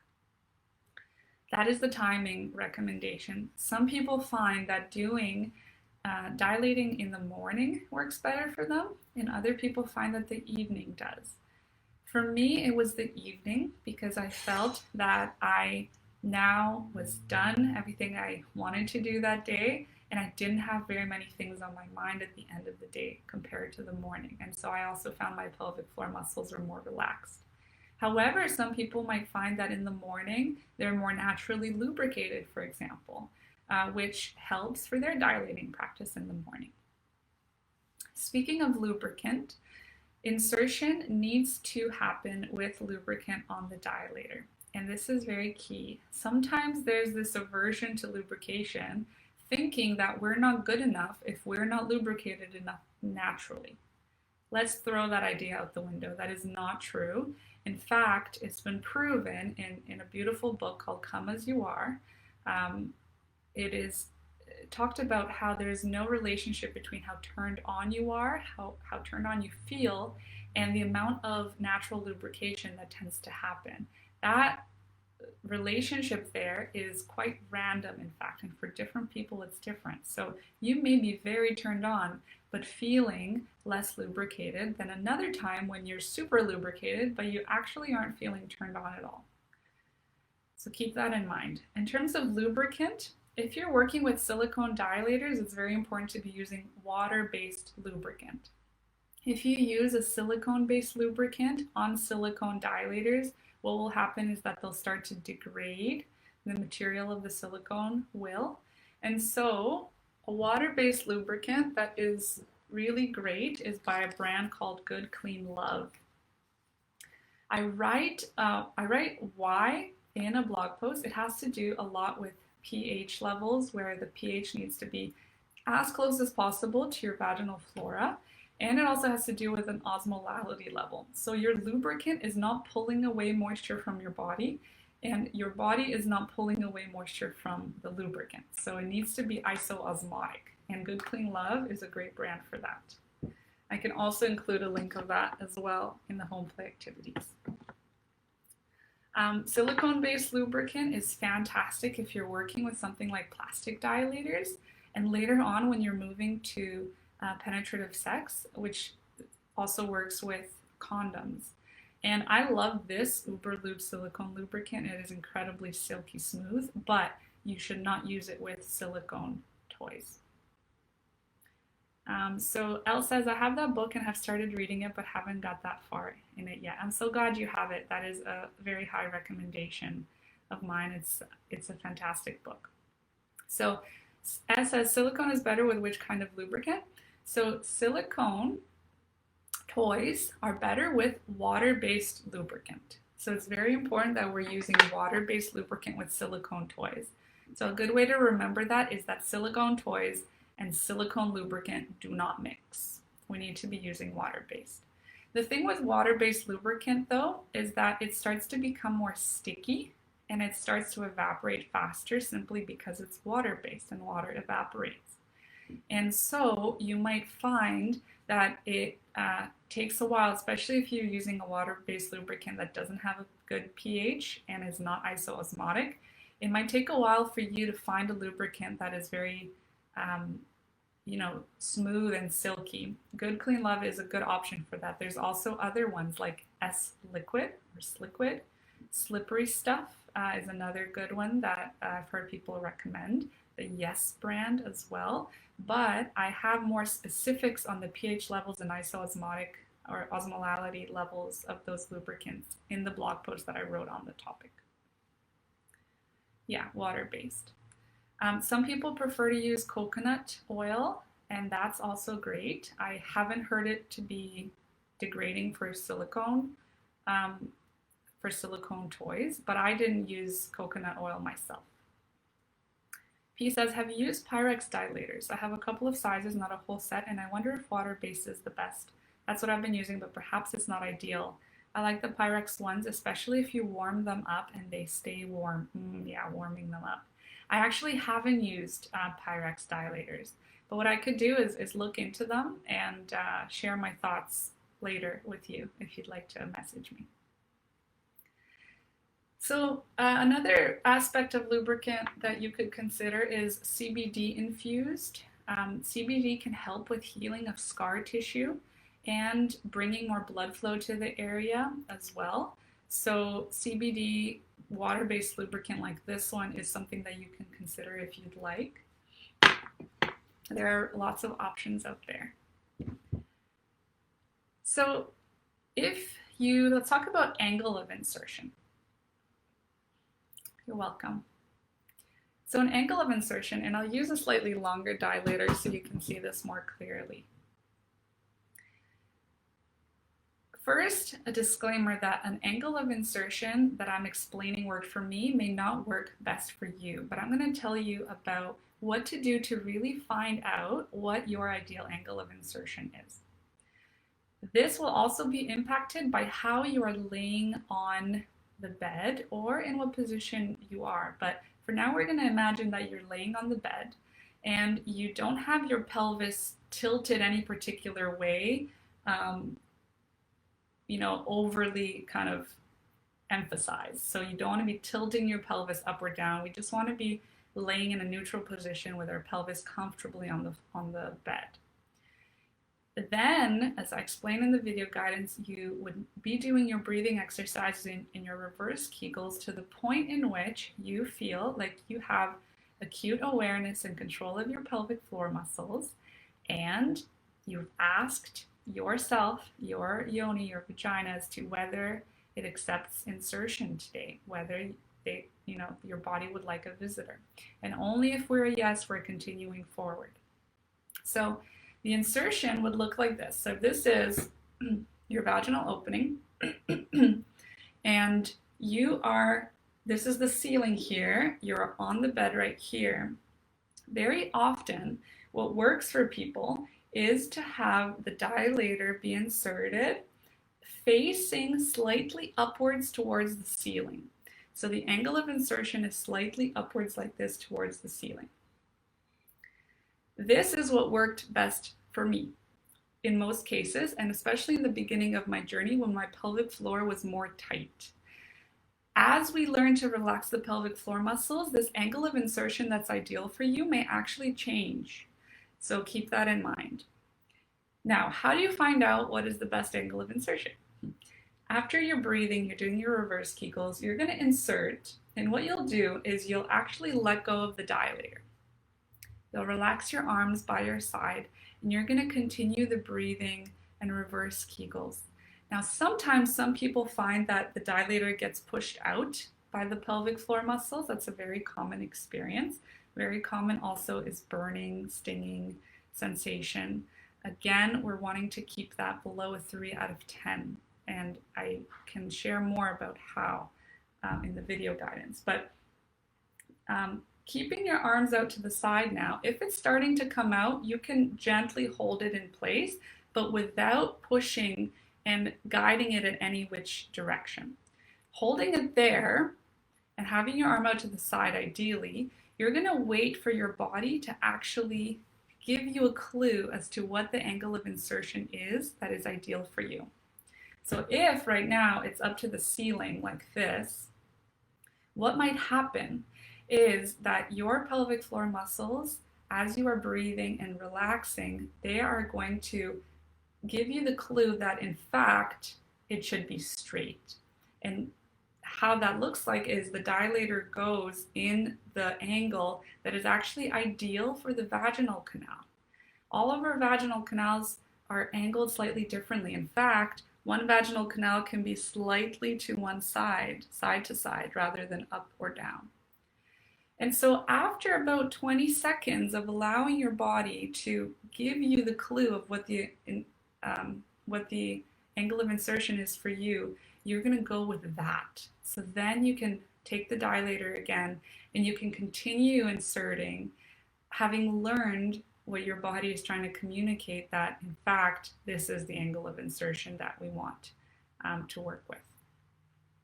So let me know, was that helpful? What angle of insertion may have worked for you? For some people, it's actually going slightly more downwards.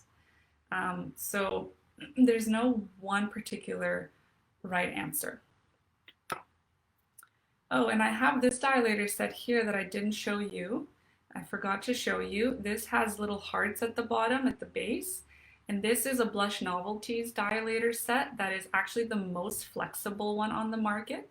There's certain aspects where flexibility is very helpful, and some people believe that flexibility, it could be too flexible to be effective. I haven't found a difference in effectiveness, but I haven't used this particular dilator set that is the most flexible in my personal journey. Now, the good thing about this one, it is that it is made up of only 4 dilators. That's not necessarily good, but this is the most affordable silicone dilator set on the market, the one with the hearts by Blush Novelties. And I've reviewed this one as well.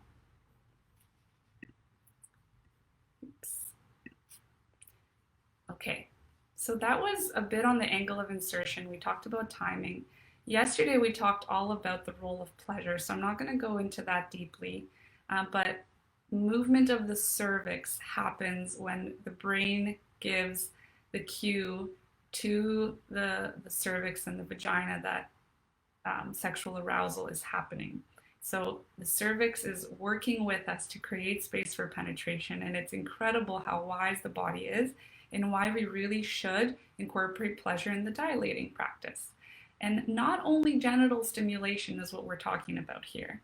So I showed you some vibrators before that can be very helpful for clitoral stimulation. If you choose to take on a vibrator, you don't necessarily need a tool. You could use your fingers, and that is also fantastic. In fact, it's likely even better because overuse of dilators can create some desensitization in the body. But a vibrator is an option. There's options as well that I found particularly useful for a dilating practice, where you get to hold it on your fingers more so than needing to grip it, because we don't want to be adding any additional tension, and we want to be keeping our entire body as relaxed as possible. So something like a finger interlocking vibrator can be nice. And there's also vibrators like this one that actually sit on the clitoris without you needing to hold them. So this looks like a little bug. Both of these are by Dame products. This is the Kip and this is Ava. And this actually can hold on to It opens up just under the outer labia and it stays there on the clitoris while it's vibrating. So something like this can be a really nice introduction to partnered sex down the line, but also throughout your dilating practice if you find that it's comfortable for you to not have to hold a vibrator. But aside from genital stimulation, we talked about different forms of touch yesterday, even fantasy play in aspects of pleasure like psychological kink or physical kink. But specifically, fantasy play that works for you in getting both your mind and your body in the space for sexual arousal and for enjoying yourself. So the sexual blueprint is the one that's going to get off on direct genital stimulation very fast, but we want to be broadening our understanding of pleasure and moving away from genital stimulation if that's actually overwhelming for you, if it's overpowering, or if it's too sensitive and too much. If you'd like to share about what incorporating pleasure has looked like for you, whether vibrators have done a good job with making your dilating practice more effective, let me know. Have you used vibrators before? Have you incorporated pleasure in your practice? And we talked about the timing of pleasure as well when it comes to orgasm, because an orgasm is a pelvic floor contraction in itself. So we do not want to be orgasming and then inserting a dilator right after the orgasm, since our pelvic floor is already in a contracted state. We want to wait for a little bit, about 20-30 seconds, to allow the pelvic floor to come to a place of relaxation before we try to insert. And Elle says vibrators definitely help me. Awesome. What worked really well for me is if I brought myself to a high level of arousal, but I didn't orgasm. And it was at this point that I inserted a dilator, and then I allowed myself to orgasm either while the dilator was inside or even after the dilating practice. And again, this is helping us to create that association of penetration to a neutral sensation into a pleasurable sensation. So there's a whole other slew of tips and guidance with dilating. So other things I've created videos on are what happens if you're feeling discomfort and what particular kinds of discomfort. So there's the burning, especially taking the dilator out. We talked about this as well in one of the days in our masterclass. For me, it was often that when I was starting to pull the dilator out, my pelvic floor would clench around the dilator. It's pretty, well, it's not funny, but it's kind of like there's a foreign object that at first isn't allowed to come inside the body because the body rejects it. But then the body starts to accept it and it says, oh, cool, well, we're starting to like this thing up in here. It seems like it fits in here pretty well, doesn't it? And then you try to take it out and it says, no, keep it here. We like it.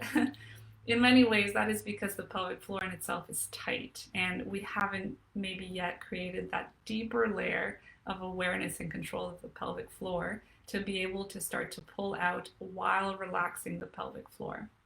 But with time and with practice of your reverse Kegels during your dilating practice, you're going to find, like many of my clients we've celebrated together already, have found how they can relax the pelvic floor as they're taking out the dilator, and the burning sensation starts to go away.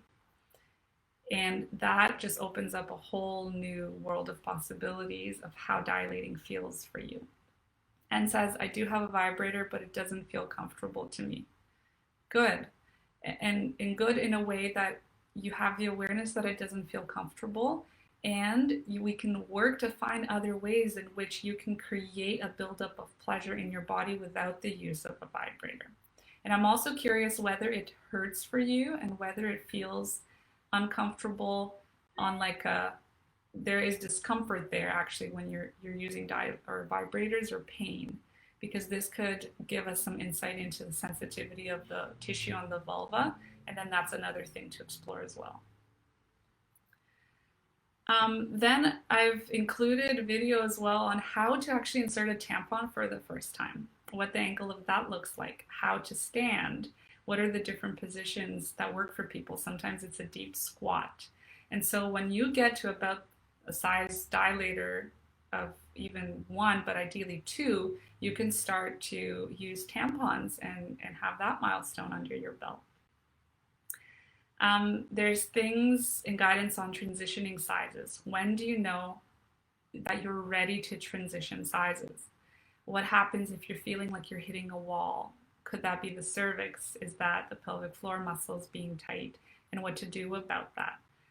Whether you're feeling a tight squeeze at the opening and how that tight squeeze may be different in different stages of your menstrual cycle.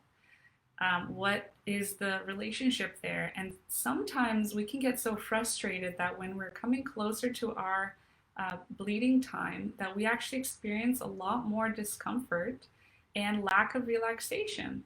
That before it worked, but now it doesn't. And it is explained by, in some ways, by the menstrual cycle that I go into more detail about in the course. Also, the need to pee. This is very much related to the G area, the bladder that lives on the other side of the tissue of the vagina. And so here we're talking about the G area. So if you were to put your fingers inside of the vaginal opening and you actually push up with your fingers and you do a come hither motion like this. This is where the G area typically lives for most people. And this can start to create a sensation of needing to pee and almost like a sharp intensity there. Has anyone experienced this? I absolutely did, and I was so confused. But the stimulating of the G area creates this largely because the bladder lives just on the other side and we're gently pushing on the bladder, but also the G area in itself, in its nature, creates this sort of sensation. And stimulating that and finding a place of pleasure there is the access point to things like ejaculatory orgasm, so squirting. And the first time I experienced this with myself, which was mind-blowing, pleasurable experience, was actually with this wand. And this is a wand that I gift to one-on-one clients in their journey because it was quite significant in my journey, and I think it's a beautiful piece to incorporate in your dilating practice. S says, when can we start with menstrual cups if we don't want to use tampons? Great question. The way that I would recommend the timing of menstrual cups would be when you're on dilator, the one bigger than this. I'd say dilator 3.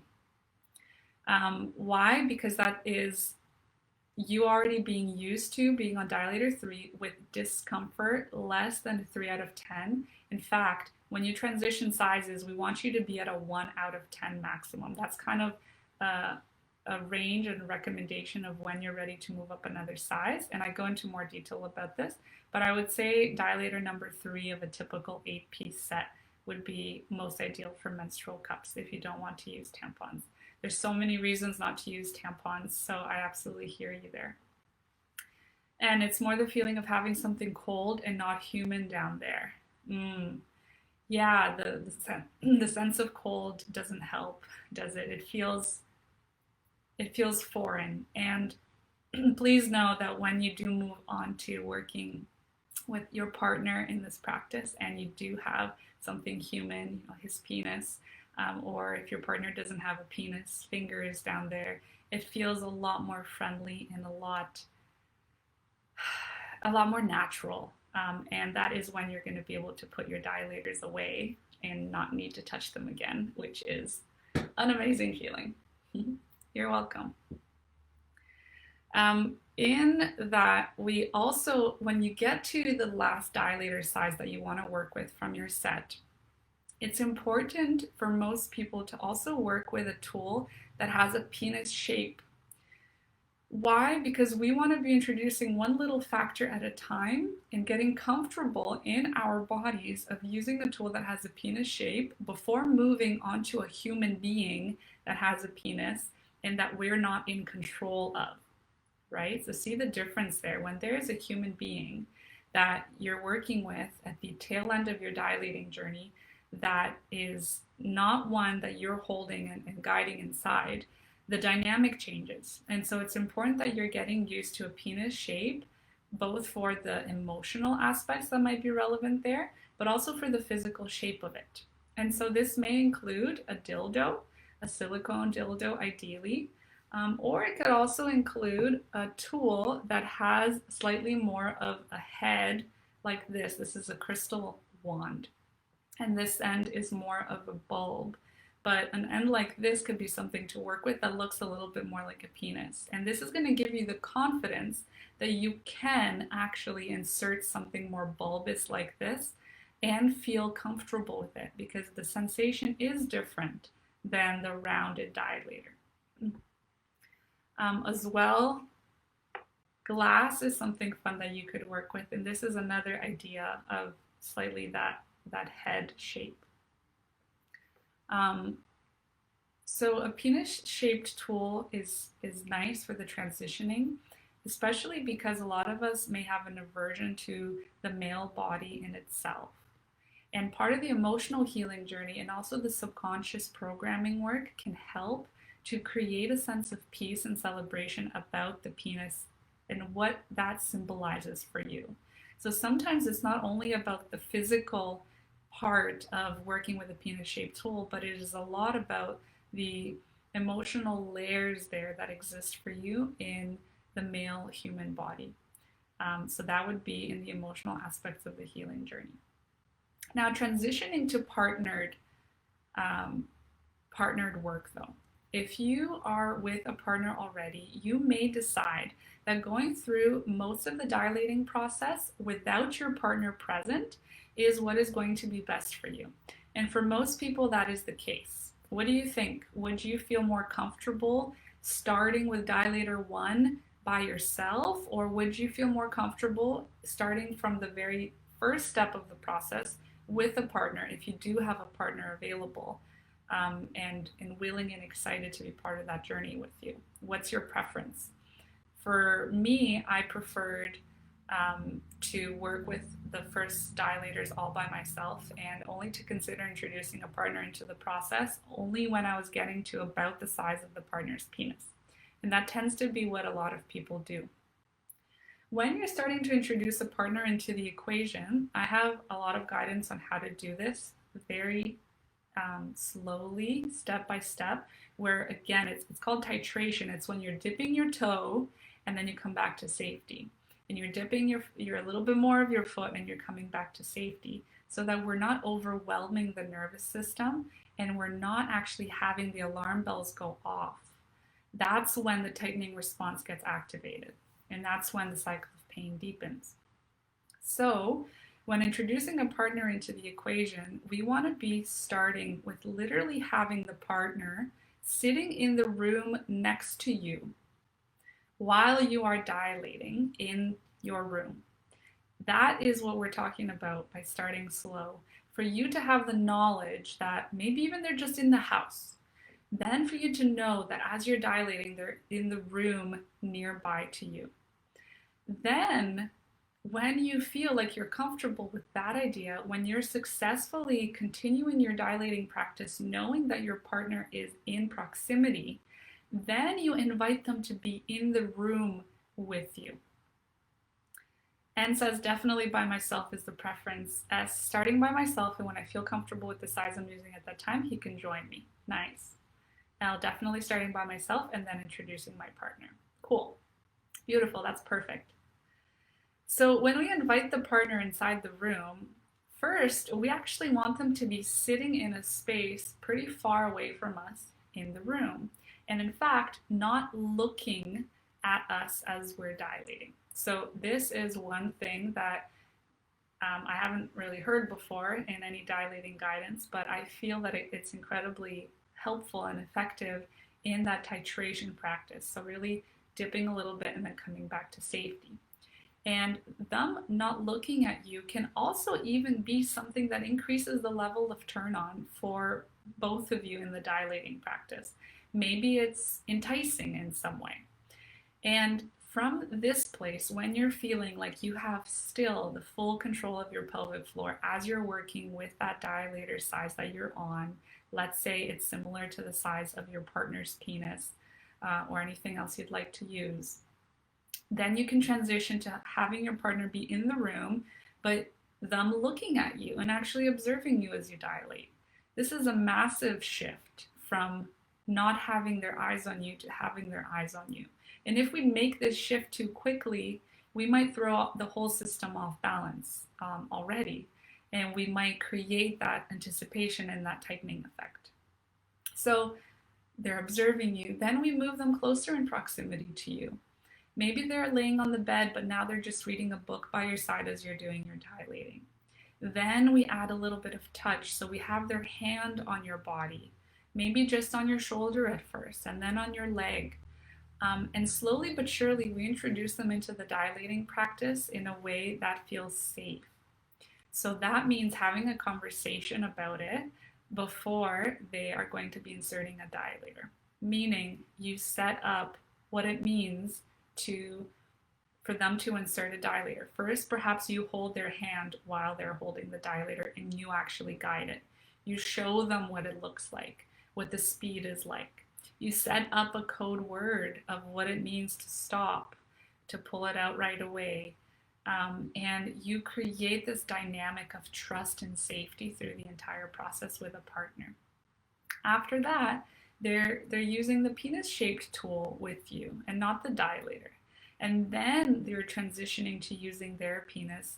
What that looks like often is that you're doing a dilating practice together. You're feeling great about it. You take out the dilator. You do some more pleasuring of yourself as you're being relaxed there on the bed. And now you just replace that penis-shaped tool or that dilator with their penis. And because you have spent the time together in building up these foundations to how you're transitioning from a dilating practice to PIV sex, and you have this trust and a level of safety with approaching it little by little, the effectiveness rates rise through the roof with this approach rather than just going from, I'm going to dilate by myself with this dilator, and okay, I feel like I'm ready now, so tomorrow let's try PIV sex.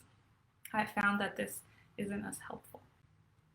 P, I loved engaging my partner with it. I was with dilator 3, 4, 5. It was fun and also gave me a sense of we can do this as I was asking him to go slower and learning to adapt to the rhythm my body was setting for us. Yeah, beautiful. There's such a rhythm there, and it creates that sense of togetherness and teamwork, which is so incredible. Beautiful. I also have guidance on how to set ourselves up for a successful pelvic exam, because a lot of these elements that have worked for us with dilating need to be applied inside the office where you still do have that crinkly sheet of paper you're laying on, and of course the atmosphere is different. But we want to bring as much of the elements that have worked for us into the doctor's office to help set ourselves up for success. And yes, that does actually also mean incorporating pleasure just before you're at the doctor's office. How fantastic would it be if in our medical system, let me know if you feel like this should happen, that we actually have 5 to 10 minutes set aside in an actual exam by a medical professional in which they encourage us to incorporate pleasure before we are met with this cold metal speculum. What if we could actually insert the metal speculum by ourselves? What if we can guide them, and we absolutely can right now, with a deep level of communication and advocating for ourselves to say, please touch my calf first, then work up into my inner thigh. Allow me the time until I tell you it's okay to then touch my vulva, and only again when I tell you it's okay to start inserting the speculum in my vaginal opening. That would change so much. And if that advocacy was there in the first place in our system, so many experiences of traumatic pelvic exams could have been avoided. So I talk about all of these elements of how to set yourself up for a successful pelvic exam in your journey. Now, the final thing I want to talk about is this concept of internal massage of the pelvic floor muscles, which is very, very important to be introduced for most bodies at dilator 2 or dilator 3. And this is the concept of having kinks in our vagina, just like we have kinks in our neck after an uncomfortable night of sleep. We have those kinks that we like to massage out, and that massage really helps, doesn't it? Who has tight neck, shoulder muscles, and they found that a massage does tend to help in releasing some of those kinks. I'm finding them right now in my own body. This happens inside of our vagina as well, and so we have tight points that are called trigger points that are essentially just clenched up muscles, whether in the shallow parts of the pelvic floor, just above, on the side of the vaginal opening, for example, or deeper parts. And it's important that we massage out these kinks, especially to help us in releasing the tension, which is especially relevant with transitioning sizes. Many people find themselves stuck on a particular size for a very long time. And it is the introduction of a practice like trigger point release that acts as the breakthrough past this seemingly dead end into more relaxation. So you could start to do trigger point release with a finger. And I have video guidance on how this works as well. Please do not go away from this day of the masterclass feeling like you're ready to do trigger point release by yourself. We actually need to watch this in detail to know which areas of the pelvic floor internally to avoid, because damage can be done. There are sensitive spots just around the clitoris, the anus, and there are particular spots that are most relevant for those of us experiencing vaginismus, especially around the coccyx at the back, where all the pelvic floor muscles, many of the pelvic floor muscles come together and connect. That's where we hold a lot of tightness. So in this area in the back at the coccyx is very relevant, but we don't want to be causing damage. So either be working with a pelvic floor physiotherapist, or in the dilating course, watch all the video guidance and also the videos there that are included with a live model that are very helpful in seeing what this looks like. Okay, so with that disclaimer, what the idea is that with a finger, let's say, we're actually finding a spot that looks or feels, in this case, painful. In trigger point release, there's going to be pain part of the process, unfortunately. And it feels nice when that point releases to feel the relaxation and the relief there. So we're finding a point that feels painful. We're gently pushing on that point as though we're testing a tomato for ripeness, and just gently. And we're holding that for about 30 to 45 seconds, essentially until we feel that point starting to release or the pain starting to subside. And when we feel that, we can let go of the pressure and keep searching for another point. With a finger, this can be done in the shallow areas of the pelvic floor, but there's also tools to help us get those spots more comfortably and also get the deeper areas of the pelvic floor. And so one such tool is this pelvic wand, also by Intimate Rose. And this is a fantastic tool to help us with trigger point release. It does look scary. It looks like a snake, and no, we're not putting the entire thing up in our body. In fact, we're only going until the first curve. The rest of it is just designed to help us maneuver, but we're only inserting up until about the first curve. And so you would be inserting and you would be gently holding pressure and pressing on the points just as before, but now you can even reach slightly deeper muscles. So this is a tool that can be helpful. And these are also other options by TheraWand, where we have the V wand here and the LA wand here. And I've written about the differences between these. The differences in thickness are also quite noticeable. So this is a tool that I encourage you to include in your toolkit as you are dilating, and only starting with trigger point release at either dilator 2 or dilator 3. I like to call trigger point release as a spa day for the vagina because it feels incredible with having that release. Very often the recommendation is to do a little bit of trigger point release at the end of your dilating practice. Some people prefer it at the beginning. I found what works best for me is at the end of the dilating practice. And I actually didn't know about trigger point release until the tail end of my dilating journey. I could have used this much earlier in the process, but I just didn't know about it. So that is what I wanted to talk about dilating. If you have any questions about the pelvic floor relaxation exercises, dilating, trigger point release, anything that we talked about that you'd love to ask a question about now, please do, and I'll make sure I answer it. Otherwise, that concludes the physical healing journey conversation for today and day 3 of the masterclass. We've gone above 2 hours today. It seems like the days only got longer. I hope that you found this incredibly valuable and helpful, and that will continue the conversation in supporting you through your own pain-free and intimate journey. I know that dilating seems overwhelming. It was for me for a lot of the process, with all the mistakes I made, all the dead ends I hit. And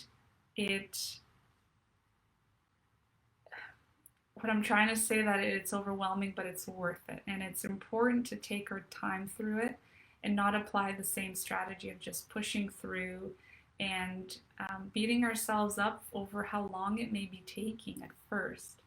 Most importantly, it's key to take our time in the beginning parts of dilating, especially so that the tail end of it is actually going to start to go a little bit faster. Incorporating things like trigger point release and not overlooking that, because that is often something that is the breakthrough for people. We've had cases in which having the trigger point release guidance be shared helped a beautiful woman move from, I think it was dilator 4 at the time, to then 5 and 6 and 7, and she had been stuck on 4 for a while. But after trigger point release, she just flew by the rest of them, and later she got pregnant, and now she is a mother.